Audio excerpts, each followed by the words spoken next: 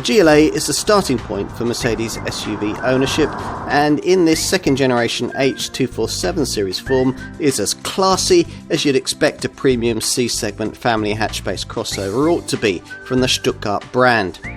Thorough engineering borrowed from the Mercedes A-Class means that there's plenty to like beyond the badge, primary selling points focusing upon quality and efficiency. The wide range includes everything from shopping versions to a plug-in hybrid, an off-road capable diesel derivative and track-tamed Mercedes-AMG variants. Something for almost everyone then, from a car that very much suits its fashion-conscious segment.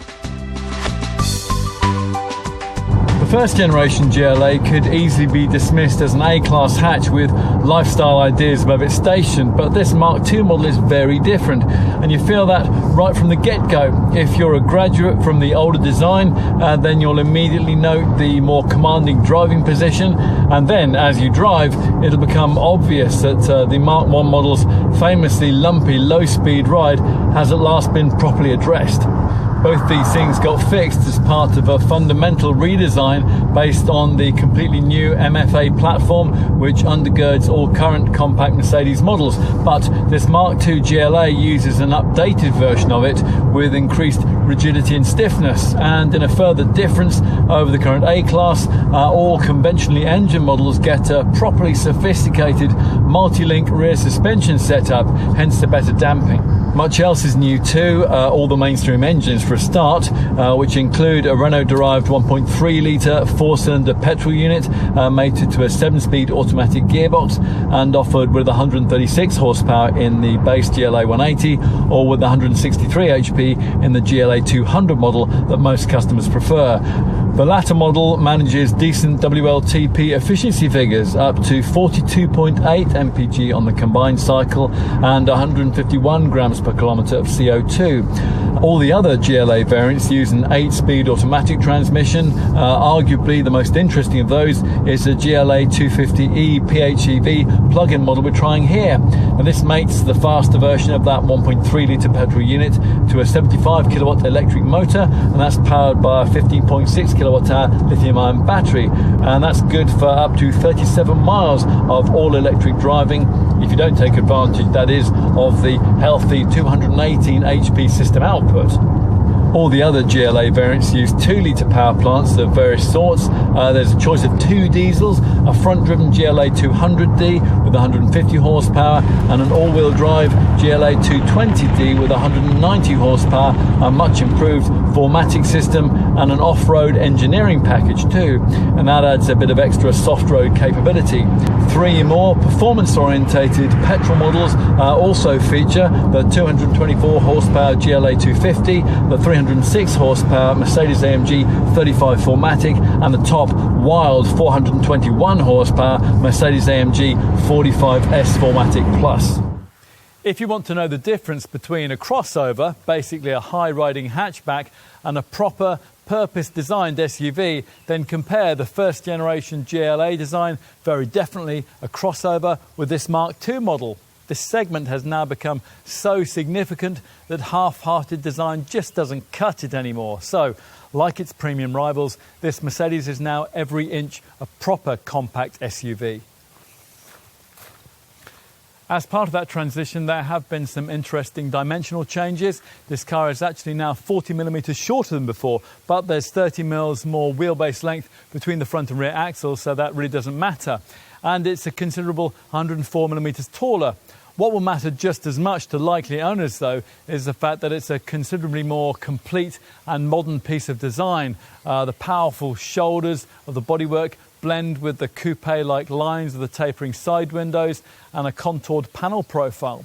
Roof rails and all-round protective cladding over the wheel arches and the lower sills emphasise the SUV vibe. And of course, to suit the current trend, you can have large wheels. Rim sizes range from 18 to 21 inches. We've got the 19-inch AMG 5 twin-spoke alloys here.